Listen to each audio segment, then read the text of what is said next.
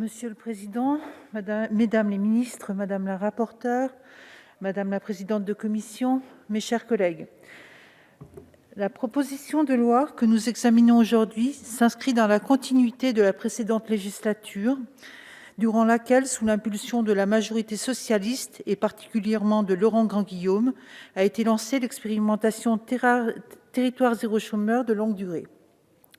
Celle-ci a globalement porté ses fruits et il nous incombe aujourd'hui de la reconduire tout en la densifiant sur l'ensemble du territoire. Ce texte nous permet par la même occasion d'avancer sur certaines mesures très attendues dans le champ de l'insertion par l'activité économique. Je tiens ici à saluer le travail de la rapporteure pour le nombre et la qualité des auditions organisées, pour le rapport complet qui nous a été présenté, ainsi que pour son attention portée aux amendements proposés au sein de la commission. Le titre 1 de la proposition comporte à travers ses articles 1 et 2 des mesures très attendues, telles la suppression de l'agrément et la possibilité pour les SIAE de conventionner des contrats à durée indéterminée d'insertion. La suppression de l'agrément à la faveur d'une validation de l'éligibilité à un parcours IAE modernisé est une mesure plébiscitée et l'article 1 a été adopté à l'unanimité en commission. La particularité du parcours en association intermédiaire a été évoquée lors de nos travaux en commission. Ainsi, si les associations intermédiaires sont favorables à un pass IAE identique pour toutes les structures, elles souhaitent toutefois que les conditions de prolongation de parcours soient clairement établies au niveau national et qu'elles puissent prendre en compte une activité qui est bien souvent très progressive en association intermédiaire, avec une première partie de parcours qui peut parfois être dédiée quasi exclusivement à l'accompagnement. L'article 2 sur la conclusion du contrat à durée indéterminée d'insertion senior est également une disposition satisfaisante. Son adoption en commission ne fermera toutefois pas le débat afin de préciser les conditions de sa conclusion au sein des différentes structures. L'article 3 propose l'expérimentation d'un CDI renforcé. Dans le contexte de la crise économique qui devrait s'installer au cours des prochains mois, on ne peut qu'être favorable à des expérimentations ayant pour ambition de favoriser l'entrée ou le retour de chômeurs ou de salariés dans des entreprises classiques.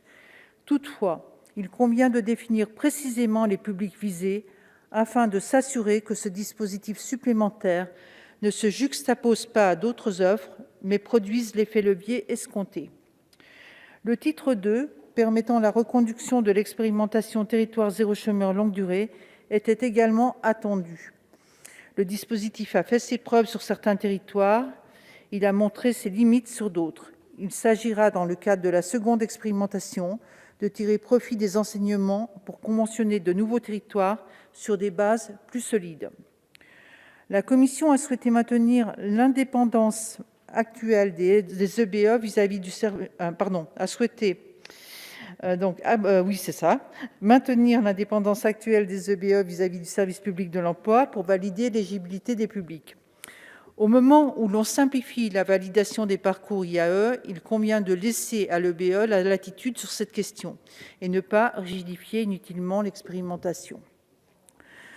La gouvernance des comités locaux pour l'emploi, garante de la stabilité du modèle économique, ainsi que le lien avec les SIAE du territoire dans le but d'atteindre l'exhaustivité en matière de proposition d'emploi, demandent quant à elles à être encore approfondies.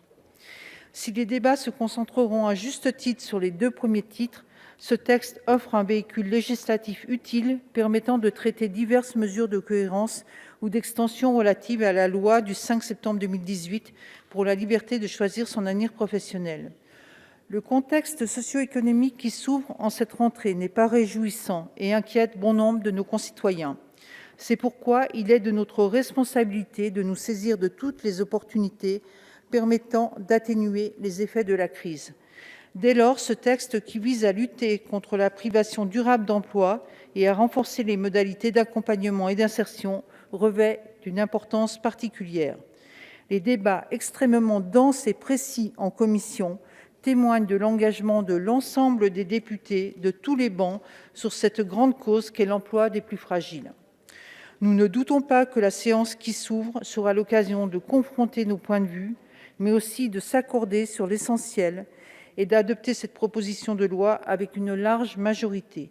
Pour sa part, le groupe Modem et Apparentés, cosignataire du texte, votera en sa faveur. La parole